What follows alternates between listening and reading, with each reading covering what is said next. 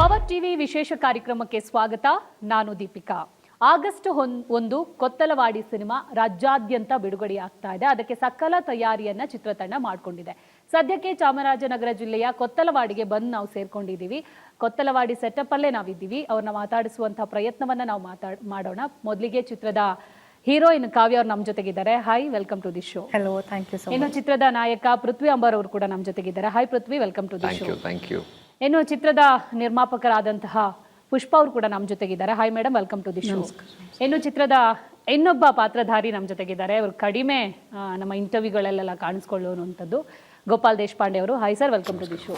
ಕೊತ್ತಲವಾಡಿಗೆ ನಾನು ಬಂದು ಸೇರಿದ್ದೀನಿ. ಕೊತ್ತಲವಾಡಿಯಲ್ಲಿ ಏನು ಮಾಡಕ್ಕೆ ಹೊರಟಿದ್ದೀರಾ ನೀವೆಲ್ಲ ಅಂತ? ಕೊತ್ತಲವಾಡಿಲಿ ಸಿನಿಮಾ ಮಾಡಿದೀವಿ ಸದ್ಯಕ್ಕೆ.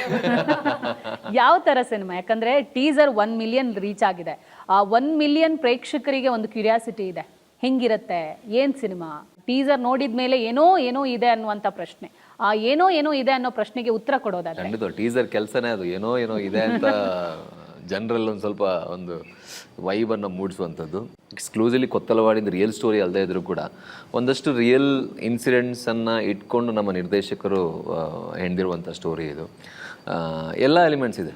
ಒಂದು ಕೊತ್ತಲವಾಡಿ ಅನ್ನೋ ಒಂದು ಹಳ್ಳಿಗೆ ಹೋಗಿ ಅಲ್ಲಿರುವಂಥ ಒಂದಷ್ಟು ಪಾತ್ರಗಳನ್ನು ಮೀಟ್ ಮಾಡಿ ಬಂದಂಗಾಗತ್ತೆ. ಹಳ್ಳಿ ಅಂತ ಹೇಳಿದಾಗ ಆಬ್ವಿಯಸ್ಲಿ ಒಂದಷ್ಟು ಬೇರೆ ಬೇರೆ ರೀತಿಯ ಪಾತ್ರಗಳು ತಲೆಗೆ ಬರ್ಬೋದು. ಆ್ಯಂಡ್ ಅದೆಲ್ಲ ತುಂಬ ಚೆನ್ನಾಗಿ ಡೀಲ್ ಮಾಡಿದ್ದಾರೆ. ಹಳ್ಳಿಯಲ್ಲಿರುವಂಥ ಒಂದು ಚಿಕ್ಕ ಪಾಲಿಟಿಕ್ಸ್ ವಿಚಾರ ಆಗಿರ್ಬೋದು, ಅಥವಾ ಆಸೆ ದುರಾಸೆಗಳ ವಿಚಾರ ಆಗಿರ್ಬೋದು, ಅದನ್ನೆಲ್ಲ ತುಂಬ ಚೆನ್ನಾಗಿ ಪೋಣಿಸಿದ್ದಾರೆ ನಮ್ಮ ನಿರ್ದೇಶಕರು. ಆ್ಯಂಡ್ ಒಂದು ಒಳ್ಳೆ team, bunch of very good actors. And ಅಮ್ಮ ಅವರ ಮೊದಲನೇ ಚೊಚ್ಚಲ ನಿರ್ಮಾಣ ಎಲ್ಲವೂ ತುಂಬ ಚೆನ್ನಾಗಿ ಬಂದಿದೆ. ಆ್ಯಂಡ್ ಎಲ್ಲರೂ ತುಂಬ ಆನೆಸ್ಟಾಗಿ ಕೆಲಸ ಮಾಡುವಂಥ ಸಿನಿಮಾ ಇದು. ಹಾಗಾಗಿ really very very very very waiting. Sir, ಈ ಒಂದು ರಿವೆಂಜ್ ಸ್ಟೋರಿಯಲ್ಲಿ ನೀವು ಏನು ರಾಜಕೀಯ ಮಾಡಕ್ಕೆ ಹೊರಟಿದ್ದೀರಾ ಅಂತ? ಅದು ಆಗಸ್ಟ್ 1ಕ್ಕೆ ಗೊತ್ತಾಗುತ್ತೆ. ಅದಕ್ಕಿಂತ ಮುಂಚೆ ಚಿಕ್ಕದಾಗಿ ಹಿಂಟ್ ಕೊಡೋದಾದ್ರೆ? ಅದು ಹಿಂಟ್ ನಾವು ಟೀಸರಲ್ಲಿ ಬಿಟ್ಟಿದ್ದೀವಲ್ಲ. ಯಾಕಂದ್ರೆ ಗೋಪಾಲ್ ದೇಶಪಾಂಡೆ ಅವರು ನೆಗೆಟಿವ್ಗೂ ಸೈ, ಪಾಸಿಟಿವ್ ಕ್ಯಾರೆಕ್ಟರ್ಗೂ ಸೈ. ಯಾರು ಹೇಳಿದ್ರು ನಾನು ನೆಗೆಟಿವ್ ಮಾಡಿದ್ದೀನಿ ಅಂತ? ಅಲ್ಲ, ನೀವು ಒಂದ್ಸಲ ಲುಕ್ಕಲ್ಲೇ ಒಂದು ಸ್ವಲ್ಪ ಚೇಂಜ್ ಎಲ್ಲ ವೇರಿಯೇಷನ್ ಕೊಡ್ತೀರಾ. ನಾನು ತುಂಬಾ ಒಳ್ಳೆ ಮನುಷ್ಯ ಈ ಪಿಕ್ಚರಲ್ಲಿ. ತುಂಬಾ ಒಳ್ಳೆಯವರು.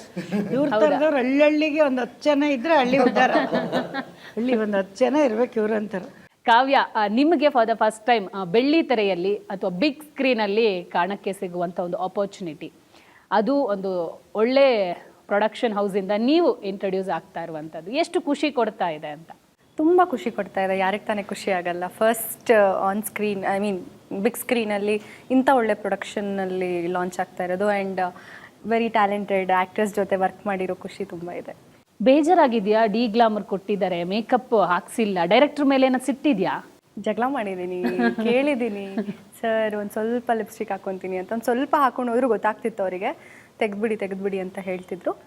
ಅಂದರೆ ಮೇಕಪ್ ಇಲ್ಲ ಅಂತಲ್ಲ, ಡಲ್ ಮೇಕಪ್ ಮಾಡಿಸ್ಕೊಂಡಿದ್ದೀನಿ. ಮೇಡಮ್, ಖರ್ಚು ಫುಲ್ ಕಮ್ಮಿ ಅನ್ಸುತ್ತೆ ಹೀರೋಯಿನ್ಗೆ.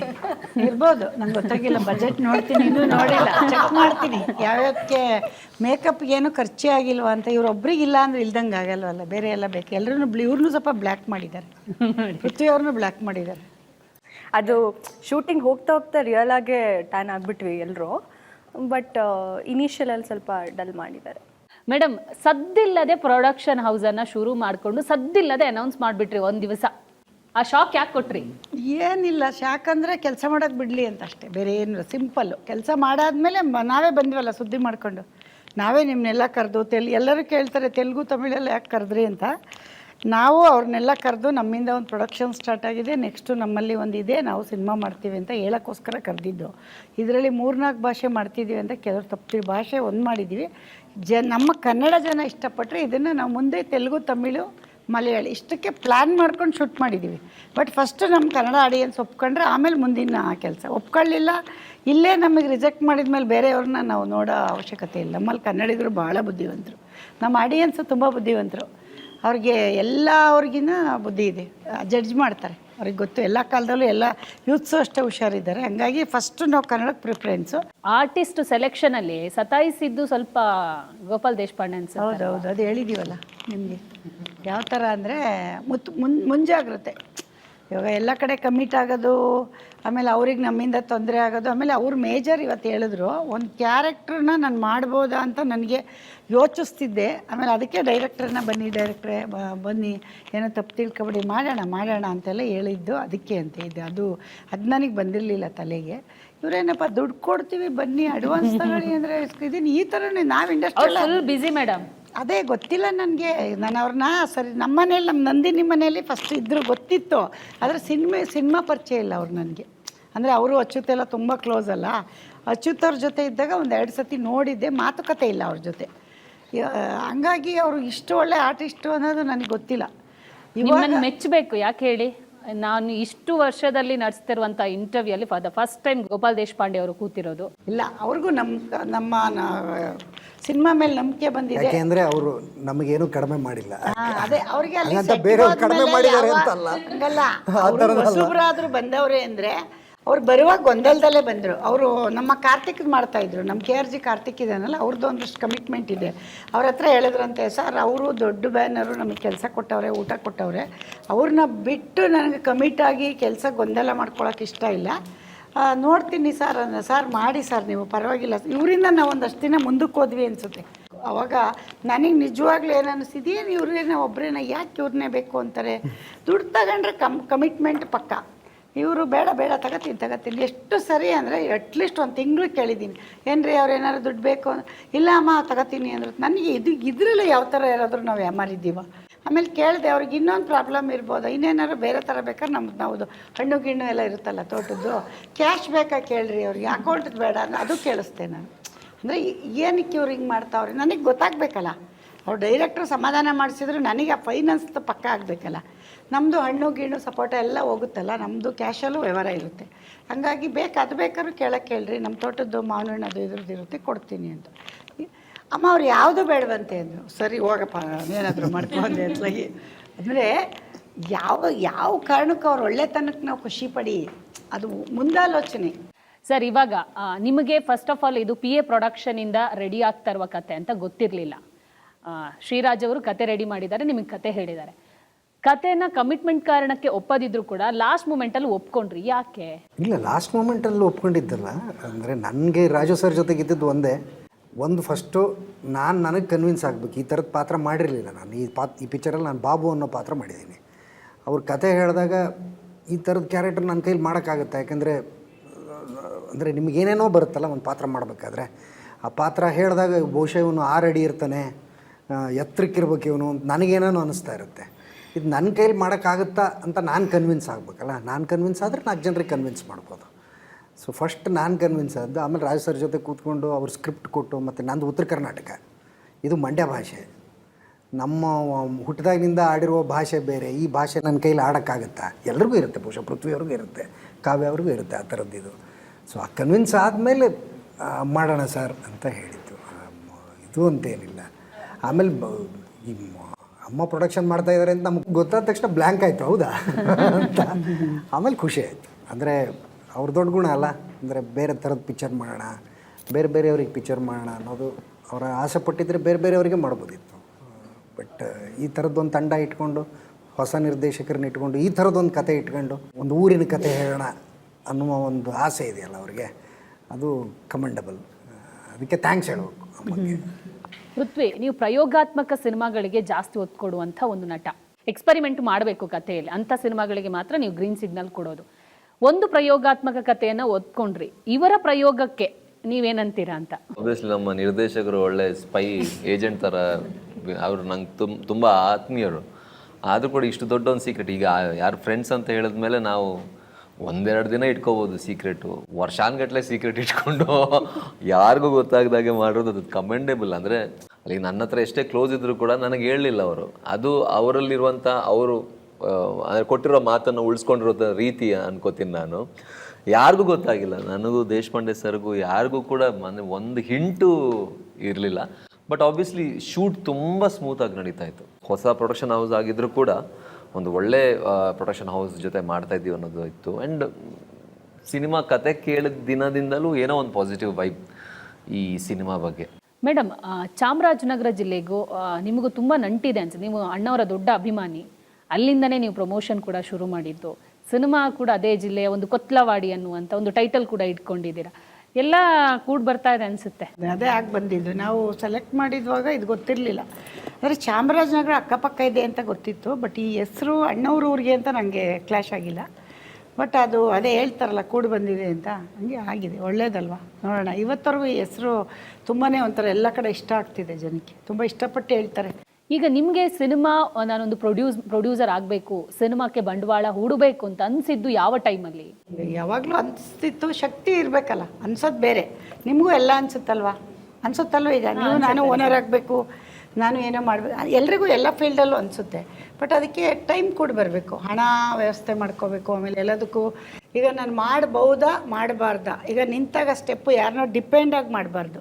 ಅದು ಚಿಕ್ಕದೇ ಮಾಡಿ ದೊಡ್ಡದೇ ಮಾಡಿ. ಡಿಪೆಂಡೆನ್ಸಿ, ಈಗ ನೀವು ಕ್ಯಾಮ್ರಾ ಮಾಡ್ತಾಯಿದ್ರೆ ಎದ್ದೋಗ್ಬಿಟ್ರೆ ನಂಗೆ ಬರಬೇಕದು, ಇಲ್ಲಾಂದರೆ ನೀವು ಬರೋವರೆಗೂ ನಾನು ಕಾಯಬೇಕು. ಆ ಥರ ಡಿಪೆಂಡೆನ್ಸಿ ಇರಬಾರ್ದು. ಯಾರು ಬಿಟ್ಟರು ಯಾರು ಬರಲಿಲ್ಲ ಅಂದರೂ ನಾನು ಒಬ್ಬಳೇ ಮಾಡಬೇಕು ಅಂದಾಗ ನಾನು ನಮ್ಮ ಯಜಮಾನ್ರು ಇಬ್ಬರೇ ಮಾಡಿದ್ವಿ. ಈಗ ಶ್ರೀರಾಜ್ ಅವರು ಕತೆ ಕೊಡೋ ಮುಂಚೆ ಎಷ್ಟು ಕತೆ ಕೇಳಿದ್ರಿ ನೀವು? ಇಲ್ಲ, ಕತೆ ಓಕೆ ಬಾಪ ಒಂದು ಸಿನಿಮಾ ಮಾಡೋಣ ಅಂತ ಕರೆದಾಗ ಬಂದರು. ಒಂದು ಕತೆನೇ ಫುಲ್ ಹೇಳಿದರು ಒಂದು ದಿವಸ. ಅಂದರೆ ದೊಡ್ಡದಾಗಿತ್ತು ಅದು ಕತೆ.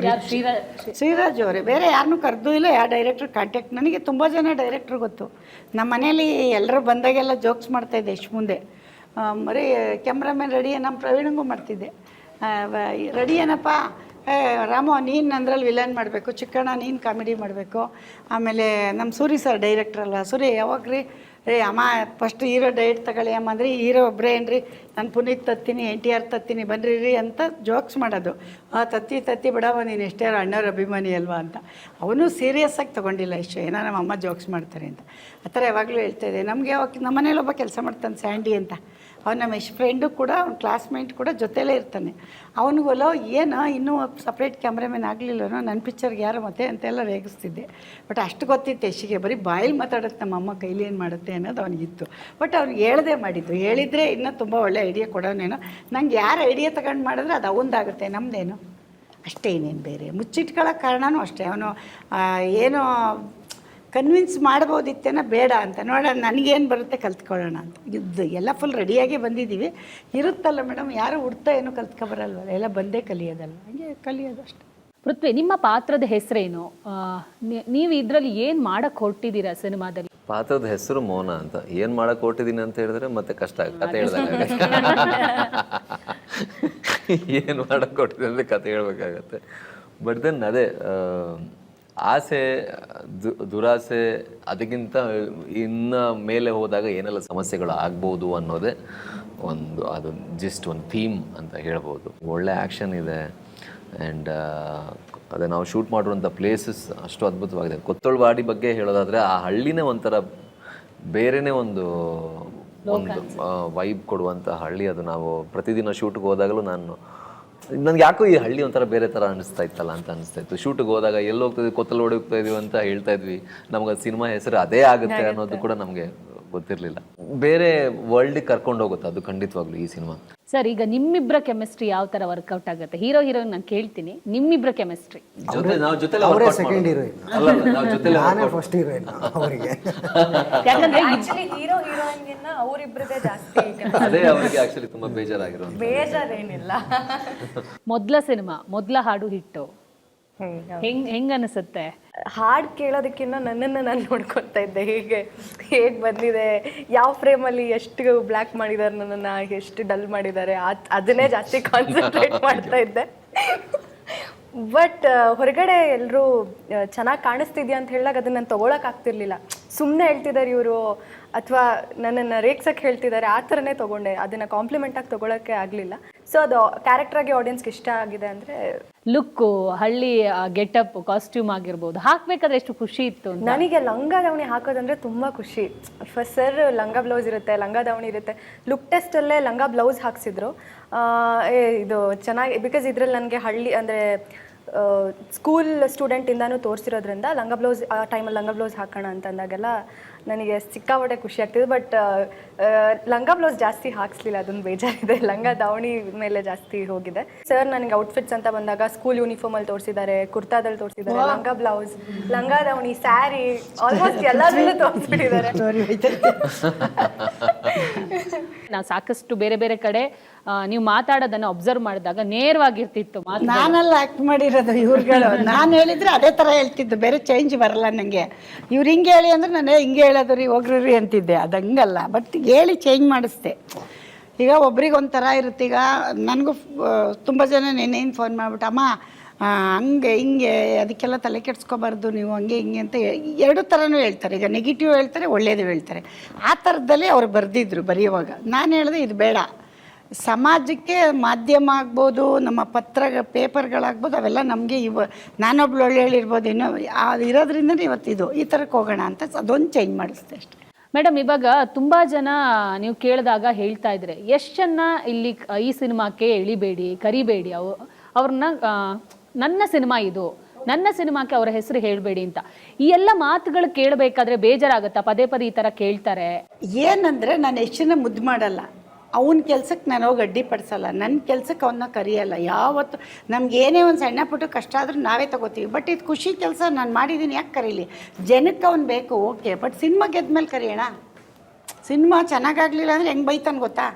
ನಿಂಗೆ ಬೇಕಿತ್ತ ಇದು? ಆಮೇಲೆ ನಮ್ಗೆ ಯಾವಾಗ ಬೇಕು ಕರೆದ್ರೆ ಬರ್ತಾನೆ, ಅದು ನನಗೆ ಬೇಕಾದಾಗ ಕರಿತೀನಿ. ಆಡಿಯನ್ಸಿಗೆ ಬೇಕು ಅಂದರೆ ಸಿನಿಮಾ ಗೆದ್ಮೇಲೆ ಮಾತಾಡ್ಸೋಣ. ಯಾರಿಗೂ ಕಂಪೇರ್ ಬೇಡ. ಈಗ ತಡೀರಿಯಪ್ಪ, ಯಶು ಅವರಮ್ಮ ಮಾಡಿದ್ದು ಇದಕ್ಕೆ ಯಶ್ ಬಂದಿಲ್ಲ ಅಂತ ಬೈದರೆ ಹೆಂಗೆ ಬೈತಾರೆ? ಯಶು ಇನ್ವಾಲ್ವ್ ಆಗಿಂತ ಗಲೀಜ್ ಸಿನಿಮಾ ಮಾಡ್ದ ಅಂತ ಹೆಂಗೆ ಬೈತಾರೆ? ಇದೆರಡು ಕ್ಯಾನ್ಸರ್ ಕೊಡಿ. ಯಶ್ ಇದಕ್ಕೆ ಬರಲೇ ಇಲ್ಲ, ಅದಕ್ಕೆ ಮತ್ತು ನಮ್ಮ ಬಾಸ್ ಬಂದಿಲ್ಲ ಅಂತಾರೆ ಅವ್ರ ಅಭಿಮಾನಿಗಳು. ಅದು ಒಳ್ಳೇದು, ಇದು ಒಳ್ಳೇದು. ಇಬ್ಬರು ಬೀಳ್ಬೇಕಲ್ರಿ ಹಳ್ಳಕ್ಕೆ. ಒಬ್ಬರು ಬಿದ್ದಿದ್ದ ಇಬ್ಬರು ಬೀಳ್ಬೇಕಲ್ಲ. ನಾವು ಬಿದ್ದಿದ್ದು ಸಾಲದು ಅಂತ ಅವ್ರನ್ನೂ ಎಳ್ಕೊಬಂದು ಬೀಳ್ಸೋಣ. ಒಳ್ಳೇದು ಮಾಡ್ತಾರೆ ಅಭಿಮಾನಿಗಳು. ಮಗನೇ ಅಂತ ಅಳ್ತಾ ಕೂತ್ಕೊಳ್ಳೋದು, ಸಿಂಪತಿಗೆ ಇಟ್ಟಿಸ್ಕೊಳ್ಳೋದು, ಅಥವಾ ಮಗ ಏನೋ ತಿಳ್ಕೊತಾನೆ, ಅವೆಲ್ಲ ನಮಗೂ ಇಲ್ಲ. ನಮ್ಮಮ್ಮ ಏನು ಬೇಜಾರು ಮಾಡ್ಕೊತಾನೆ ಅವನಿಗೂ ಇಲ್ಲ. ಇಬ್ಬರು ಚೆನ್ನಾಗಿದ್ದೀವಿ. ಮಧ್ಯೆ ಇವರೇ ಮಾತಾಡ್ತಿರೋದು. ಏನೂ ಇಲ್ಲದೆ ಒಂದು ಸಿನಿಮಾ ಇಂಡಸ್ಟ್ರಿಯಲ್ಲಿ ಗುರುತಿಸಿಕೊಂಡಿರುವಂಥ ಫ್ಯಾಮಿಲಿ. ಸೊ ಸಿನಿಮಾ ಮೇಲಿನ ಪ್ರೀತಿ ನಿಮಗೆ ಹೆಂಗೆ ಗೊತ್ತಾಗ್ತಾ ಇತ್ತು ಶೂಟಿಂಗ್ ಸೆಟ್ಟಲ್ಲಿ ಅಂತ? ಭಾಳ ಬ್ಯೂಟಿಫುಲ್ಲಾಗಿ ನಡೀತಾ ಇತ್ತು ಮೇಡಮ್. ಅದಕ್ಕೆ ಎಲ್ಲ ಕ್ರೆಡಿಟು ನಮ್ಮ ಡೈರೆಕ್ಟರ್ ರಾಜು ಸರ್ಗೆ ಹೋಗಬೇಕು. ನಮ್ಮ ಕಾರ್ತಿಕ್ ಅವರಾಗಲಿ, ಅದೇ ಆಗಲೇ ಪೃಥ್ವಿಯವ್ರು ಹೇಳಿದ್ರಲ್ಲ, ಯಾವ ಥರದ ತೊಂದರೆನೂ ಇರ್ತಿರಲಿಲ್ಲ ನಿಮಗೆ. ಆಮೇಲೆ ಶೂಟಿಂಗು ಕೂಡ ನಮಗೆ ಎಷ್ಟು ಬೇಗ ಮುಗಿಸಿದ್ದೀವಿ ಅಂದರೆ ಅದರ ಶೆಡ್ಯೂಲಿಂಗ್ ಇರ್ಬೋದು, ಅದರ ಪ್ಲ್ಯಾನಿಂಗ್ ಇರ್ಬೋದು, ಅದನ್ನು ಎಕ್ಸಿಕ್ಯೂಟ್ ಮಾಡಿದ ರೀತಿ ಎಲ್ಲವೂ ಪ್ಲ್ಯಾನ್ಡ್ ಪರ್ಫೆಕ್ಟ್. ಆ ಪ್ಲ್ಯಾನಿಂಗ್ ಹಿಂದೆ ಅಮ್ಮ ಇದ್ದಾರೆ ಅಂತ ಆಮೇಲೆ ಗೊತ್ತಾಯ್ತು ನಮಗೆ. ಪೃಥ್ವಿ, ನೀವು ಕೂಡ ಇಂಡಸ್ಟ್ರಿಗೆ ಬಂದಾಗ ನಾನು ಕೂಡ ಒಂದು ನಟನಾಗಬೇಕು, ನನ್ನನ್ನು ನಾನು ಗುರುತಿಸ್ಕೋಬೇಕು ಅಂತ ಬಂದವರು. ಯಶ್ ಕೂಡ ಹಂಗೆ ಬಂದಂಥ ಒಬ್ಬ ಕಲಾವಿದ. ಸೊ ನಿಮಗೆ ಸ್ಟಾರ್ಟಿಂಗ್ ಸ್ಟ್ರಗಲ್ ಆಗಿರ್ಬೋದು, ಬಟ್ ಇಂತಹ ಒಂದು ಪ್ರೊಡಕ್ಷನ್ ನಾವು ಸಿಕ್ಕಿದಾಗ ನಿಮ್ಮ ಕೆಲಸ ಎಷ್ಟು ಈಸಿ ಆಯಿತು?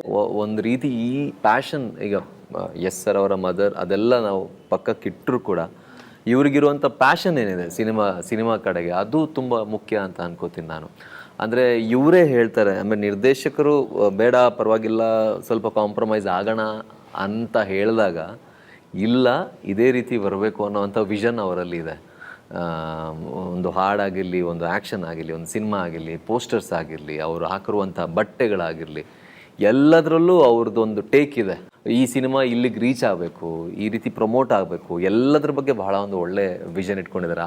ಹಾಗಿರುವಾಗ ನಾವು ಸ್ವಲ್ಪ ನಿರಾಳ ಆಗ್ಬಿಡ್ತೀವಿ. ನಮಗೆ ಟೆನ್ಷನ್ ಇರಲ್ಲ, ಅಂದರೆ ರೀಚ್ ಆಗುತ್ತೆ, ಮಾಡಿರೋ ಸಿನಿಮಾ ರೀಚ್ ಆಗುತ್ತೆ, ಅದು ತುಂಬ ಇಂಪಾರ್ಟೆಂಟ್. ಯಾಕಂದ್ರೆ ಎಷ್ಟೋ ಸಿನಿಮಾಗಳು ಶೂಟಿಂಗ್ ಆಗುತ್ತೆ, ಸದ್ದಿಲ್ಲದೆ ರಿಲೀಸ್ ಆಗ್ಬಿಡುತ್ತೆ, ಯಾರಿಗೂ ಗೊತ್ತೇ ಆಗಲ್ಲ, ಇವತ್ತು ಬರುತ್ತೆ ನಾಳೆ ಹೋಗುತ್ತೆ. ಅಂಥದ್ರಲ್ಲಿ ಈ ಸಿನಿಮಾನ ರಾಜ್ಯದ ಎಲ್ರಿಗೂ ತೋರಿಸ್ಬೇಕು, ಪ್ರತಿ ವೀಕ್ಷಕನು ನೋಡ್ಬೇಕನ್ನೋ ಉದ್ದೇಶ ಇದೆಯಲ್ಲ. ಹೌದು, ಅದು ವಿಷನ್ ತುಂಬ ಇಂಪಾರ್ಟೆಂಟ್ ಅಂತ ಅನ್ಕೋತೀನಿ. ಆ ಇಂಟೆನ್ಷನ್ ತುಂಬ, ನಾನು ಯಾವಾಗಲೂ ಅದು ಬಿಲೀವ್ ಮಾಡೋದು. ನಾನು ಇಷ್ಟು ದೊಡ್ಡ ಪ್ರೊಡಕ್ಷನ್ ವ್ಯಾಲ್ಯೂ ಇರುವಂಥ ಸಿನಿಮಾ ನಾನು ಇಲ್ಲಿವರೆಗೂ ಮಾಡಿಲ್ಲ. ಅದೊಂದು ಖುಷಿ ಇದೆ. Really happy with that. Star cast ಅಲ್ಲಿ ನಾವು ನೋಡೋದಾದ್ರೆ ಒಳ್ಳೆ ಕಲಾವಿದ ಅಂದ್ರೆ 4 ಡೈಲಾಗ್ ಹೊಡೆದ್ರೆ ಕಲಾವಿದ ಅಂತ ಅನ್ಸಲ್ಲ, ಭಾವನೆಗಳಿಂದ ಅವರ ಆಕ್ಟಿಂಗ್ಗಳಿಂದ ಕಲಾವಿದ ಅಂತ ಅನ್ಸ್ಬಿಡ್ತಾರೆ.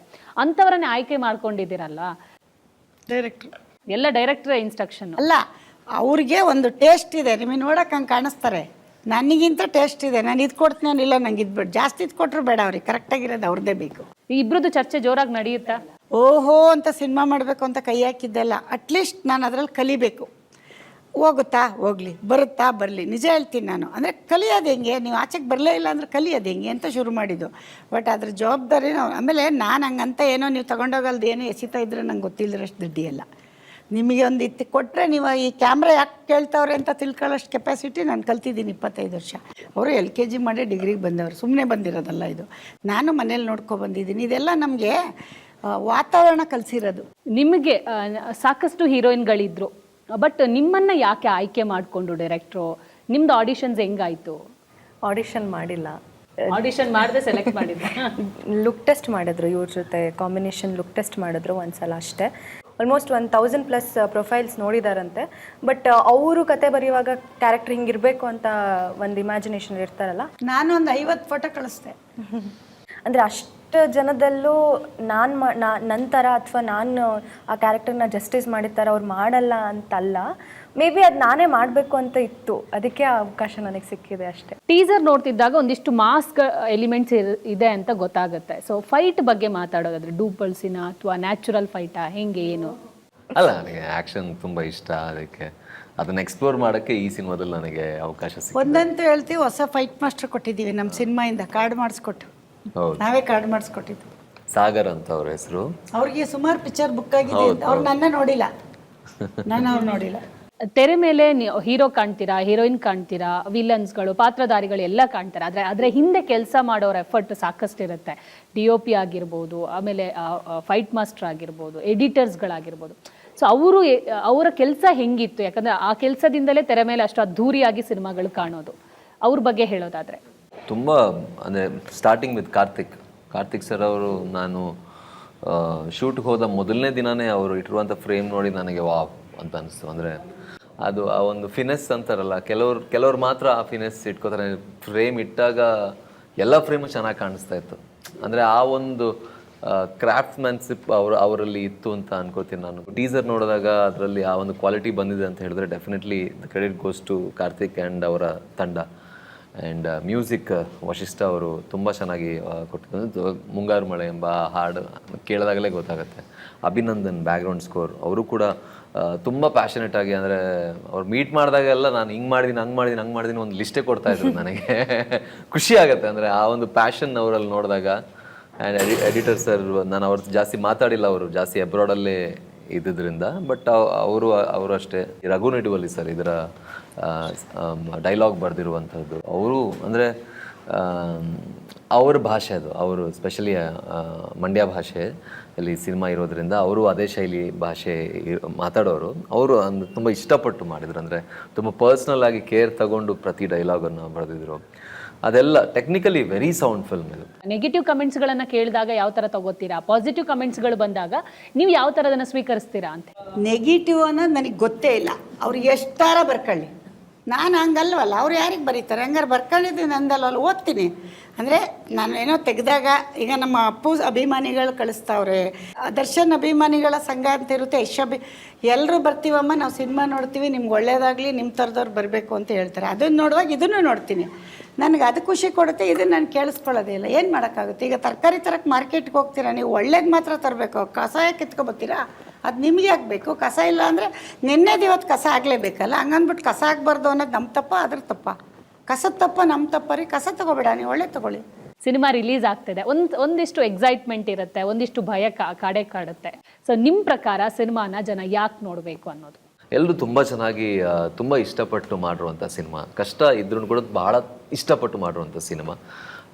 ಖಂಡಿತವಾಗ್ಲೂ ಎಲ್ಲರಿಗೂ ಇಷ್ಟ ಆಗುತ್ತೆ. ಆ್ಯಂಡ್ ಅಮ್ಮ ಅವರ ಮೊದಲನೇ ನಿರ್ಮಾಣ ಅದು ತುಂಬ ದೊಡ್ಡ ಸಕ್ಸಸ್ ಆಗಬೇಕು ಅನ್ನೋದು ನನ್ನ ಆಶೆ. ನನ್ನ ಸಿನಿಮಾ ಹೌದು, ಆ ಸ್ವಾರ್ಥ ಇದ್ದೇ ಇದೆ. ಅದಲ್ಲದೆ ಇವರ ಮೊದಲನೇ ಪ್ರೊಡಕ್ಷನ್ ಸಿನಿಮಾ ತುಂಬ ದೊಡ್ಡ ಸಕ್ಸಸ್ ಆಗಬೇಕು. ಆ ಮೂಲಕ ಒಂದಷ್ಟು ಸಿನಿಮಾಗಳು ಇವರು ಮಾಡಬೇಕು, ಇನ್ನಷ್ಟು ಜನರಿಗೆ ಇವರ ಪ್ರೊಡಕ್ಷನ್ ಹೌಸ್ ಹೆಲ್ಪ್ ಆಗಬೇಕು ಅನ್ನೋದು ನನ್ನ ಆಶೆ.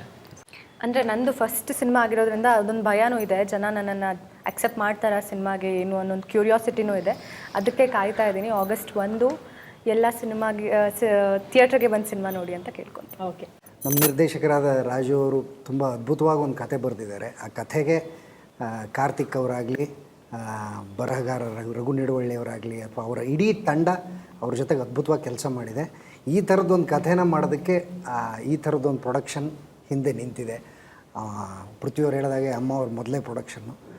ಈ ಸಿನಿಮಾ ಸಕ್ಸಸ್ ಆದರೆ ಇನ್ನೊಂದಷ್ಟು ಸಿನಿಮಾಗಳು ಬರುತ್ತೆ. ಅದಷ್ಟೇ ಅಲ್ಲ, ಕಥೆಯಾಗಿ ನಿಮ್ಮನ್ನು ಖಂಡಿತವಾಗ್ಲೂ ಇದು ಎಂಟರ್ಟೈನ್ ಮಾಡುತ್ತೆ. ಎಲ್ಲರೂ ಬಂದು ಸಿನಿಮಾ ನೋಡ್ರಪ್ಪ, ಎಲ್ಲರ ಅಭಿಮಾನಿ, ಒಬ್ಬರಿಬ್ಬರು ಮರ್ತಿದ್ರು ಕ್ಷಮಿಸ್ಬಿಡಿ. ಎಲ್ಲರೂ, ನಮ್ಮ ಪ್ರೇಮ್ ಇರ್ಬೋದು, ನಮ್ಮ ದುನಿಯಾ ವಿಜಯ್ ಇರ್ಬೋದು, ಅಜಯ್ ರಾವ್ ಇರ್ಬೋದು, ಇನ್ನೂ ಸಾಕಷ್ಟಿದ್ದಾರೆ. ನಮ್ಮ ಎಷ್ಟು ಜನ ಫ್ರೆಂಡ್ಸ್ ಇದ್ದಾರೆ, ಎಲ್ಲರೂ ಅಮ್ಮನ ಸಿನಿಮಾ ಅಂತ ಬಂದು ನೋಡಬೇಕು. ಏನಾದರೂ ಹೆಸರು ಮರ್ತಿದ್ರೆ ದಯವಿಟ್ಟು ಕ್ಷಮಿಸಿ. ಫಸ್ಟ್ ಆಡಿಯನ್ಸು ನನ್ನ ಸಿನಿಮಾ ನೋಡ್ಬೇಕ್ರಪ್ಪ. ಆವಾಗಲೇ ನನಗೆ ಇವ್ರಿಗೆ ಕೇಳೋ ಪ್ರಶ್ನೆಗೆ ನೀವು ಉತ್ತರ ಕೊಡಲೇಬೇಕು. ಚಾನಲ್ಗೆ ಪ್ರಶ್ನೆ ಕೇಳಿ ಹೇಳಿ ಸಾಕಾಗೈತ್ರಪ್ಪ, ಅದಕ್ಕಾದ್ರೂ ಬನ್ನಿ. ಓಕೆ, ಒಳ್ಳೇದಾಗ್ಲಿ. Kothalavadi cinema first day first show ದೊಡ್ಡ ಮಟ್ಟದಲ್ಲಿ ಸಕ್ಸಸ್ ಆಗಲಿ. ಸಿನಿಮಾಕ್ಕೆ ಒಳ್ಳೇದಾಗಿ 100 days ಅಲ್ಲಿ ಮತ್ತೊಮ್ಮೆ ಕೂತ್ಕೊಂಡು ಎಲ್ಲರೂ ಮಾತಾಡೋಣ. ನೀವು ಬರಬೇಕು, ಪಿಕ್ಚರ್ ತಕ್ಕ ಬನ್ನಿ, ಥಿಯೇಟರ್ ತಕ್ಕ. ಓಕೆ, ನೋಡಿದ್ರಲ್ಲ ವೀಕ್ಷಕರೇ, ಕೊತ್ತಲವಾಡಿ ಅನ್ನೋ ಒಂದು ಗ್ರಾಮಕ್ಕೆ ಇದೇ ಆಗಸ್ಟ್ 1ಕ್ಕೆ ಪ್ರತಿ ವೀಕ್ಷಕನು ಎಂಟ್ರಿ ಆಗಬೇಕಾಗಿದೆ. ಒಂದೊಳ್ಳೆಯ ಕಥೆಯ ಜೊತೆಗೆ ಸಿನಿಮಾ ತಂಡ ಪ್ರತಿ ಪ್ರೇಕ್ಷಕರನ್ನ ರಂಜಿಸುತ್ತೆ ಅನ್ನೋ ಒಂದು ಭರವಸೆಯನ್ನ ಚಿತ್ರತಂಡ ಕೊಟ್ಟಿದೆ. ಇದೇ ಇವತ್ತಿನ ವಿಶೇಷ. ನೋಡ್ತಾ ಇರಿ ಪವರ್ ಟಿವಿ, ಇದು ನಿಮ್ಮ ಶಕ್ತಿ.